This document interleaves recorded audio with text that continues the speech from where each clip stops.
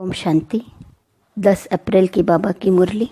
मीठे बच्चे, बाप के पास तुम रिफ्रेश होने आते हो।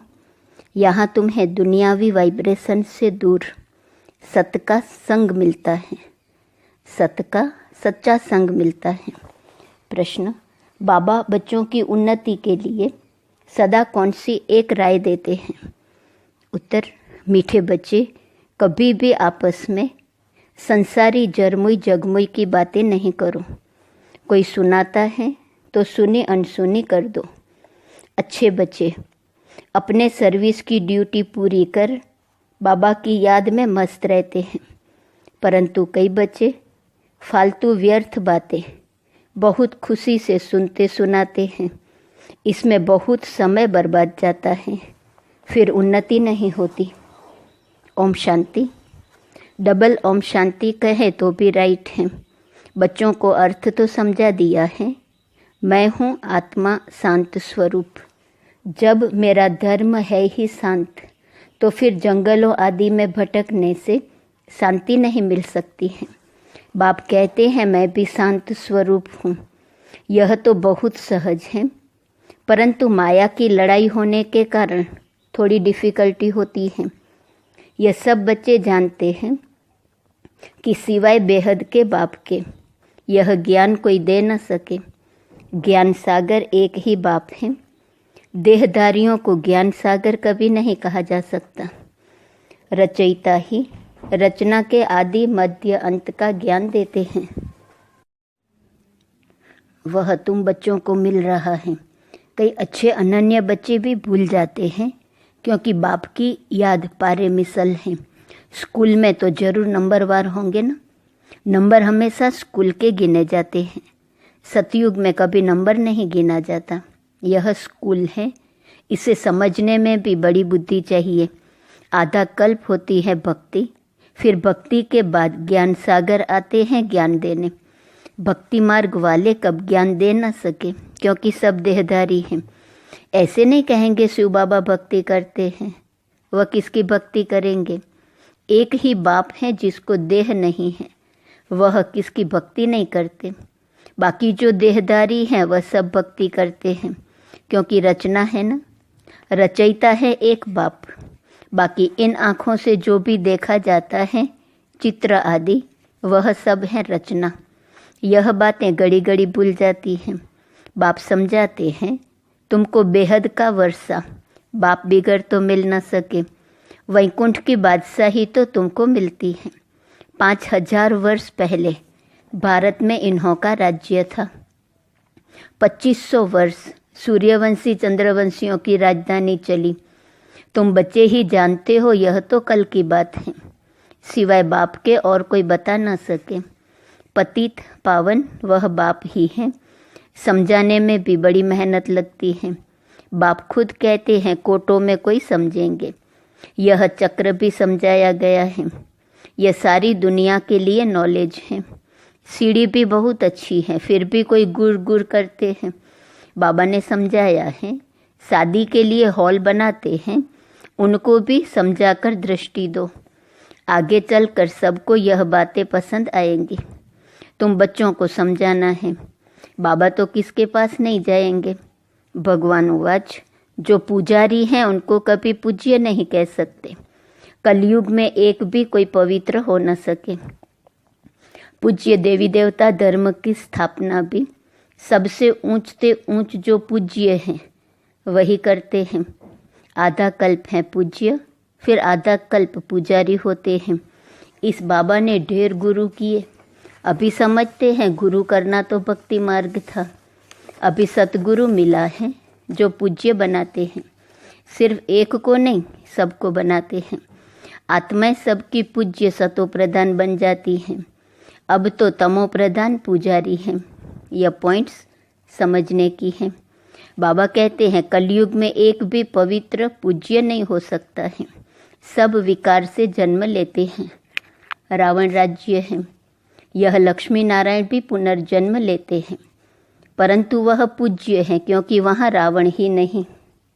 अक्षर कहते हैं, परंतु राम राज्य कब और रावण राज्य कब होता है यह कुछ भी पता नहीं है। इस समय देखो कितनी सभाएं हैं, फलानी सभा। कहाँ से कुछ मिला तो एक को छोड़ दूसरे तरफ चले जाते हैं।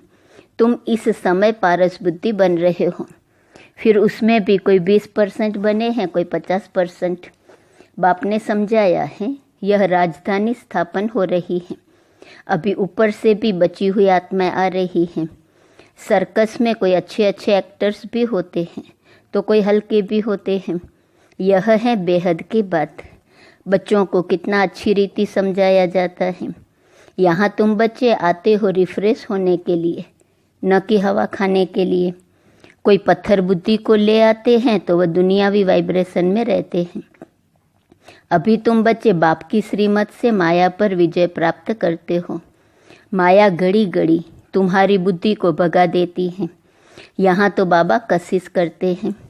बाबा कभी भी कोई उल्टी बात नहीं करेंगे। बाप तो सत्य है ना। तुम यहाँ सत्य के संग में बैठे हो, दूसरे सब असत संग में हैं। उनको सत्संग कहना भी बड़ी भूल है। तुम जानते हो सत्य एक ही बाप है। मनुष्य सत्य परमात्मा की पूजा करते हैं, लेकिन यह पता नहीं कि हम किसकी पूजा करते हैं, तो उनको कहेंगे अंधश्रद्धा। आगा खा के देखो कितने फॉलोवर्स हैं। वे जब कहाँ जाते हैं तो उनको बहुत बेटा मिलती हैं। हीरो में वजन करते हैं, नहीं तो हीरो में वजन कभी किया नहीं जा सकता। सतयुग में हीरे जवाहरात तो तुम्हारे लिए जैसे पत्थर हैं जो मकानों में लगते हैं। यहाँ कोई ऐसा नहीं है जिसको हीरों का दान मिले। मनुष्यों के पास बहुत पैसे हैं इसलिए दान करते हैं, परंतु वह दान पाप आत्माओं को करने कारण देने वाले पर भी चढ़ता है। अजामिल जैसी पाप आत्माएं बन पड़ते हैं।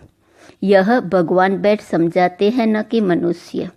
इसलिए बाबा ने कहा था, तुम्हारे जो चित्र हैं उन पर हमेशा लिखा हुआ हो भगवानुवाच। हमेशा लिखो त्रिमूर्ति शिव भगवानुवाच। सिर्फ भगवान कहने से भी मनुष्य मूंझेंगे। भगवान तो है निराकार, इसलिए त्रिमूर्ति जरूर लिखना है।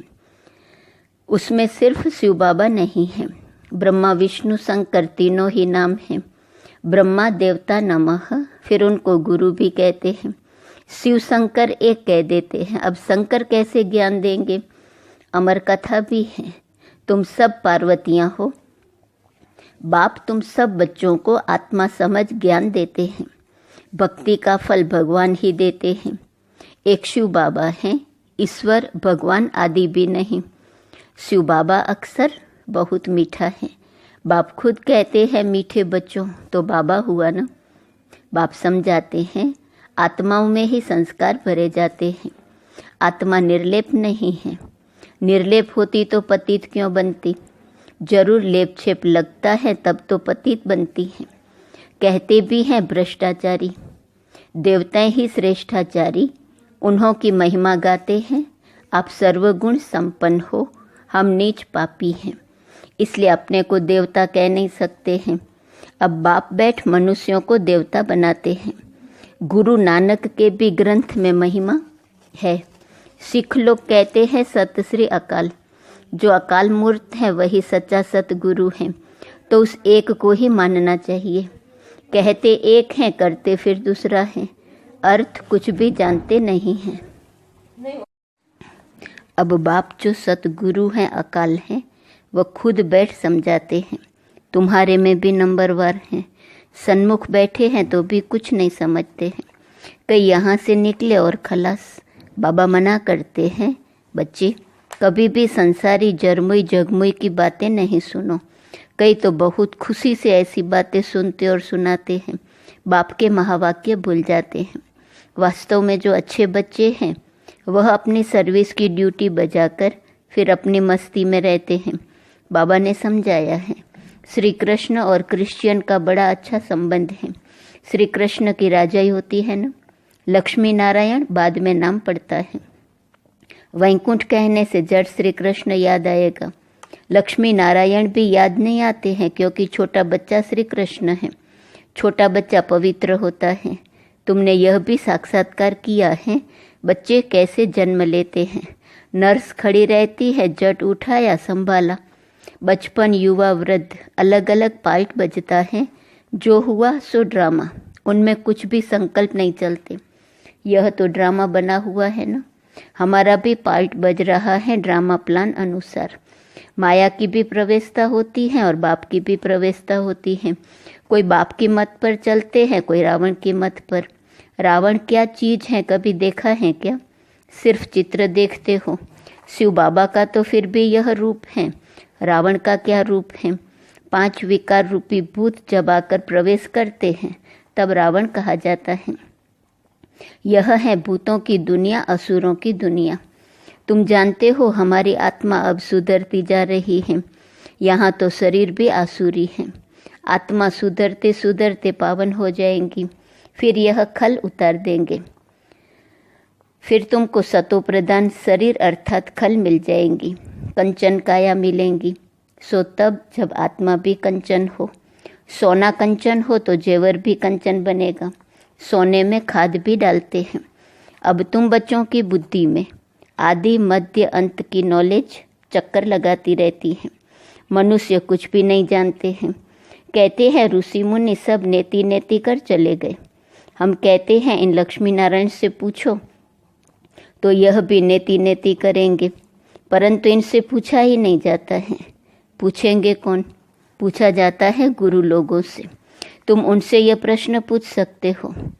तुम समझाने के लिए कितना माथा मारते हो, गला खराब हो जाता है। बाप तो बच्चों को ही सुनाएंगे ना जिन्होंने समझा है, बाकी औरों के साथ फालतू थोड़े माथा लगाएंगे। अच्छा, मीठे मीठे सिकिलदे बच्चों प्रति माता पिता बाप दादा का याद, प्यार और गुड मॉर्निंग। रूहानी बाप की रूहानी बच्चों को नमस्ते, रूहानी बच्चों की रूहानी बाप को नमस्ते नमस्ते नमस्ते। धारणा के लिए मुख्य सार। पहली पॉइंट, सर्विस की ड्यूटी पूरी कर फिर अपनी मस्ती में रहना है। व्यर्थ की बातें सुननी व सुनानी नहीं है। एक बाप के महावाक्य ही स्मृति में रखने हैं, उन्हें भूलना नहीं है। दूसरी पॉइंट, सदा खुशी में रहने के लिए रचयिता और रचना की नॉलेज बुद्धि में चक्कर लगाती रहे, अर्थात उसका ही सिमरण होता रहे। किसी भी बात में संकल्प न चले। उसके लिए ड्रामा को अच्छी रीति समझकर पार्ट बजाना है। वरदान, मैंपन को बाबा में समा देने वाले निरंतर योगी सहज योगी भव। जिन बच्चों का बाप से हर श्वास में प्यार है, हर श्वास में बाबा बाबा है, उन्हें योग की मेहनत नहीं करनी पड़ती है। याद का प्रूफ है, कभी मुख से मैं शब्द नहीं निकल सकता, बाबा बाबा ही निकलेगा। मैंपन बाबा में समा जाए। बाबा बैकबोन है, बाबा ने कराया, बाबा सदा साथ हैं। तुम ही साथ रहना, खाना, चलना, फिरना। तुम ही साथ रहना, खाना, चलना, फिरना। यह इमर्ज रूप में स्मृति में रहे तब कहेंगे सहज योगी।